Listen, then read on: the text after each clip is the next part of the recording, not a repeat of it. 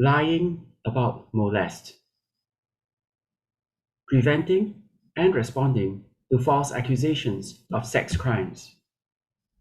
Did you know if you are falsely accused of molest, you could be arrested and detained for up to 48 hours?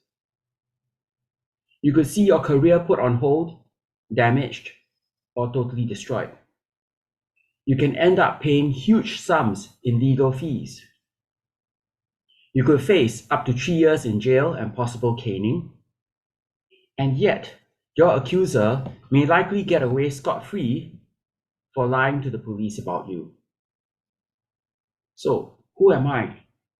My name is Junjie. I began using the name Jaren when I started teaching English tuition, but primarily, I'm a musician. I teach music, I play piano for gigs at night spots. That's what I do. So, why am I talking about false accusations of molest? Because I myself was falsely accused of molest. On 19th of October 2020, after I called the police for assistance over a situation of illegal confinement, the police who responded came and told me that I was accused of molest. Later came officers from the Serious Sexual Crimes Branch, and after they interviewed the accuser, they came to me and said, "You have been accused of molest by this person. We're going to arrest you. Is there anything you wish to say first?" Because of all I knew, and because of all the preparation work I had done before, after that one statement I gave to them that night, they changed their minds about arresting me on the spot. 6 months later, I found out that because of that one statement, the police could conclude there was no need to investigate me any further.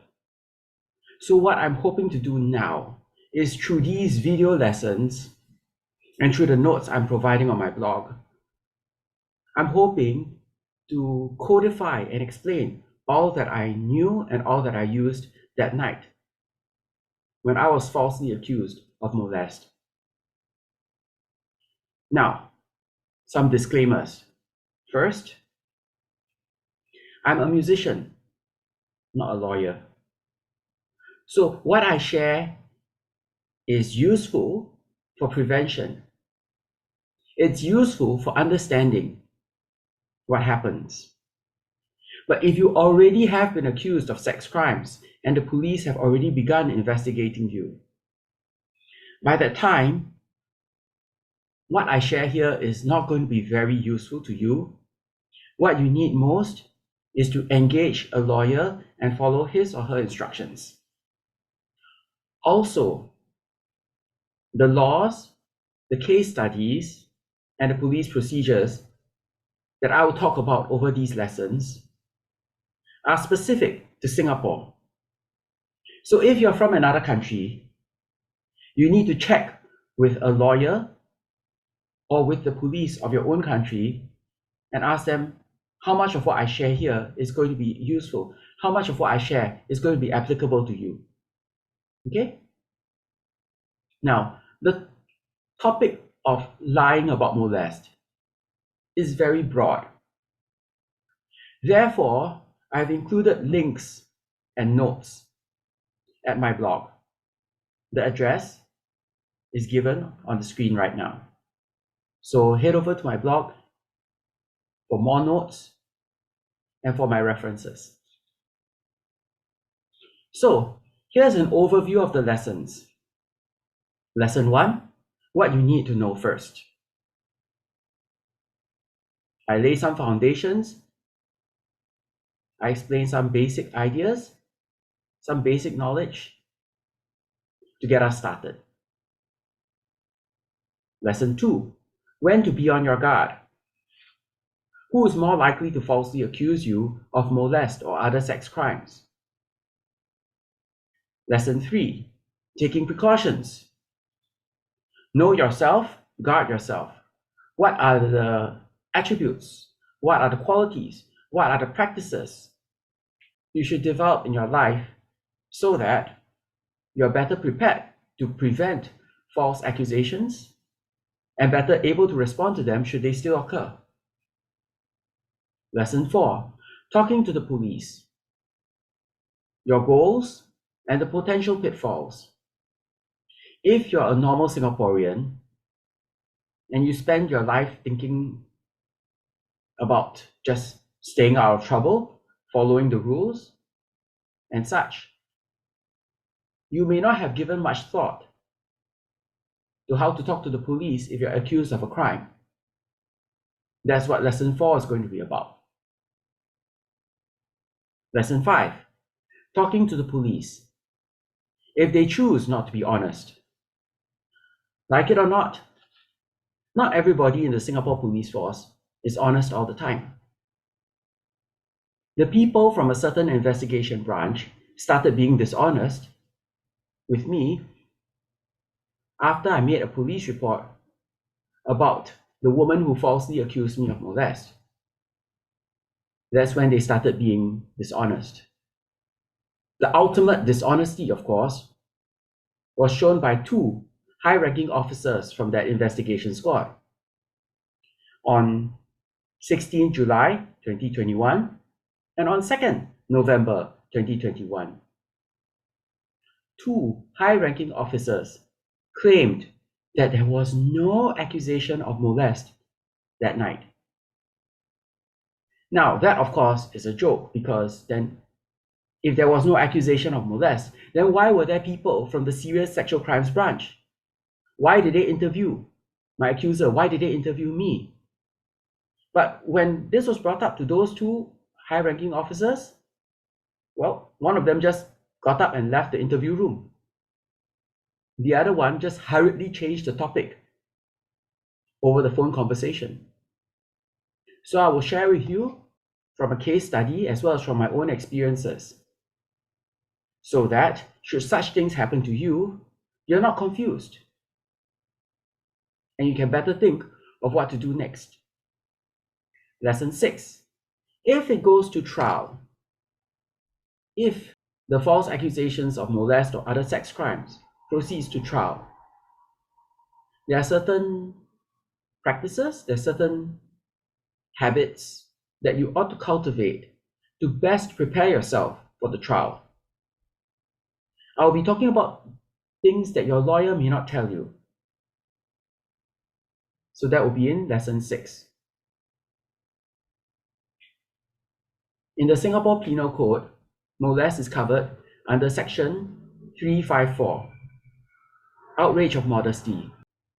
Whoever assaults or uses criminal force to any person intending to outrage or knowing it to be likely that he will thereby outrage the modesty of that person shall be punished with imprisonment for a term which may extend to 3 years, or with fine, or with caning, or with any combination of such punishment. 2 things I wish to say about this. First, when you deal with the police, when you deal with lawyers, when you deal with the judges in court, they will be very specific about their language. Molest is a very general term. Outrage of modesty is a very specific term. They will use specific language and they will use it in certain ways. Of course, if they talk about outrage of modesty and you talk about molest, they understand what you mean. But if you wish to communicate better with them, it's better that you use the exact terms they use and use the exact terms the same way that they use them. That's the first point. The second point is the sentencing depends on the severity of the offense. Was it premeditated? How much force was used? How much harm was caused to the victim? You need to keep in mind that by the time a woman has already decided to falsely accuse you of molest or other sex crimes, there is nothing to keep her from lying about how evil you were during the process. And that means if you're convicted under such false accusations, the jail term and the punishment is likely to be very severe. I mentioned earlier that I made a police report against the woman who falsely accused me of molest. that will be a crime under Section 182 of the Singapore Penal Code. Whoever gives to any public servant any information which he knows or believes to be false, intending thereby to cause or knowing it to be likely that he will thereby cause such public servant to use the lawful power to the injury or annoyance of any person, shall be punished with imprisonment for a term which may extend to 2 years, or with fine, or with both. Giving false information, that will include false accusations of molest. Public servant, that would of course include the police. Causing the police to use their lawful powers of arrest to your injury or to your annoyance. Yes, that is covered under this law. Now, whether or not the police choose to take action against your accuser, however, remains to be seen. So, if you're falsely accused, what are the possible consequences? Of course, first, you'll be arrested and detained. You may have to report regularly. Your passport could be impounded and you'll be forbidden to leave the country. You could face the stress and pressure of lie detector tests. Now, what could false accusations do to your career? As long as you're in a field in which you need to interact with people, your career is in trouble. Would your manager continue to employ you if they have to keep wondering if you're going to molest your colleagues or the customers of the company? Now, your family life could be damaged. Imagine if you're married and your wife doesn't believe you're innocent, or even if your family knows that you're innocent. How strong will your family life be if your career is in trouble and you're constantly under the stress and pressure of preparing for trial and facing fear of jail? Your reputation in society is going to be severely damaged, because in Singapore, we do not approve, we do not condone molest. And if you are accused of molest, other people will start wondering, do they need to keep their wives, their daughters, other women away from you? Legal fees. Dr. Yosonam paid $600,000 in legal fees over 4 years. That's the price of a HDB flat. That's how much it can cost you if it goes to trial. I just found out recently that there's a law firm that charges you $3,900 if you decide to plead guilty. Can you imagine how much it costs if the case proceeds to trial? And as I said earlier, you could face jail, a jail term of up to 3 years. You'll face caning, you could be fined. These are all the possible consequences of being falsely accused of sex crimes. To sum it up, your accuser is trying to destroy your life, and she is using the Singapore police force and the Singapore courts to do it. You cannot treat such a situation lightly, nor can you treat such a danger lightly.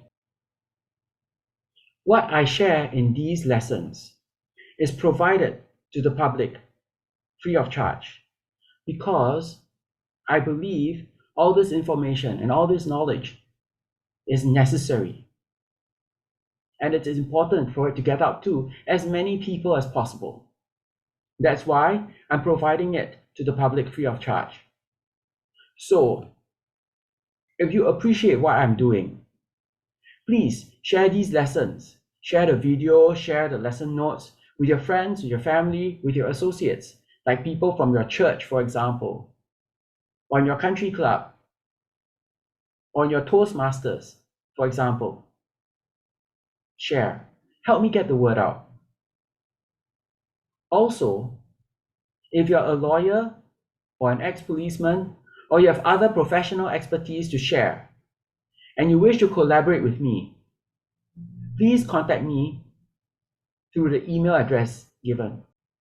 Then we shall see if there's any room for collaboration and how we can work together. Then that's it for lesson 1. I shall see you at lesson 2.